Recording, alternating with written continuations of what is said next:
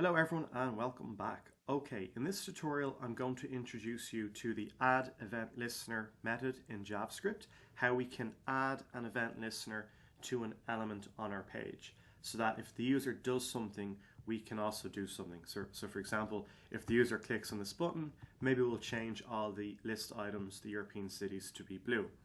So far we've seen how we can do this using onClick, but I want to show you a more versatile way of doing this whereby you can listen out for other types of events as well.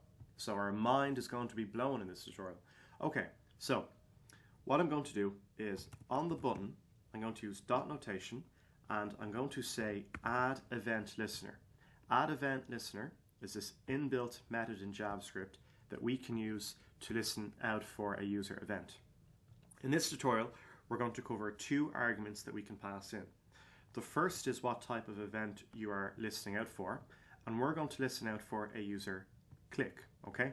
And then once the user clicks on the button, so remember button, all I did was we have one button on the page, it has an ID of button, so I said document.getElement by ID, I passed in the ID and I stored it in the variable button, so this button here is a reference to the only button on the page or that one there, okay? So basically what I'm doing now is I am adding an event listener. I'm saying button dot add event listener. The first argument I'm passing in is a click. So when the user clicks on the button, something must happen. And the second parameter that we need to define, or the second argument to be passed in, is basically the code you want to run or execute when the user clicks on the button. And we know that's a fancy way of saying a function. So we can just say function and then have our curly braces, okay? You can also do an arrow function here as well if you want to, so we'll do that in a moment. So all I want to do, just to make sure our event listener is working, is just say console.log. You clicked me, okay? Semicolon to end statement. And let's just save and refresh. And now we get you clicked me. So that's awesome. This is the first time really in the course now where we've actually really added an event listener using the event listener method, okay? So it gives us more power. Now, just so you know, you can also change that to be an arrow function. So you can delete the function keyword and do the equal sign chevron if you want, and that should still work. Just to prove that to you, let's have two console.logs. Now let's save and refresh. And we get you clicked me. Okay, that's awesome. But instead of just doing you clicked me, let's change the European cities to be blue. So what we can do is we can say cities.style. Remember, we've already grabbed the cities because what we've done is we've said European cities is the ID for the unordered list, and we just said document.getElement by ID European cities and stored it in cities. So we're saying cities.style.color is equal to, we'll just say blue. So let's now save and refresh. And they turn blue. Okay, awesome. They're a bit small, so you could also change the font size as well if you wanted. You could say cities.style.font size, maybe change them to be 20 pixels. They look a bit small. So if we save and refresh. Okay, awesome. Right, so we've added an event listener and it does something. It changes text color to be blue and changes the font size. Now what I want to do is I want to comment this out, okay? And I want to show you now how when we click the button, nothing is going to happen because we've commented out our code.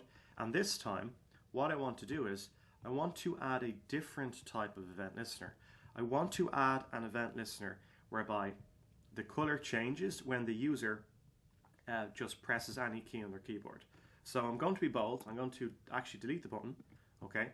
And I'm going to say press any button. We'll say press any key.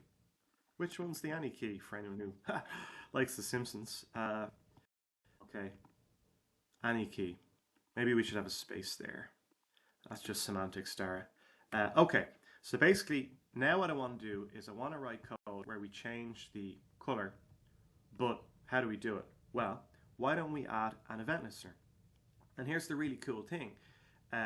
You can add an event listener to the entire document. So you don't have to add an event listener just to an element. You can do it on the entire window or web page if you want. So how you could do that is you would say document dot add event listener. Okay, I'll keep this simple. So the first parameter, what we're looking out for, we'll say key press. Okay, so when the user clicks on a key, and we won't do an arrow function, we'll keep it simple enough because we're doing an event listener on the entire page and key press is new. So try to keep this as simple as possible. But now what I want to do is just do what we did up here. We'll just say cities.style.color is equal to blue, and we will say cities.style.font size is equal to 20 pixels. Okay, so now if I save and refresh, okay, what will happen is when I go back to this page here, if I press on any key on my keyboard, our code should run. I'll press the letter J and boom, look at that. So you'll have to believe me, but I did press J. So guys, that's awesome. So key takeaway from this tutorial, there is another way you can listen out for user events, and it is by adding an event listener. You can add an event listener to a specific element on the page, like we did up here with the button, but you can also add it to the entire web page using document. To add an event listener, once you've decided what you want to add an event listener to, i.e. the element, specific element, or the document, you simply say dot add event listener. Note the use of uppercase E, uppercase L. Then you have your parentheses. First argument is basically what it is you're listening out for. Are you listening for a user click? Are you listening out for the user pressing down a key on their keyboard? Then you run your function. So here's how you do an arrow function. Here's how you do it like the old way, the function keyword and our parentheses. And then inside of the curly braces, you just run your code like normal. Okay guys, that's awesome. That is how you can add an event listener using JavaScript in the document object model. Hopefully I'll see you in the next tutorial.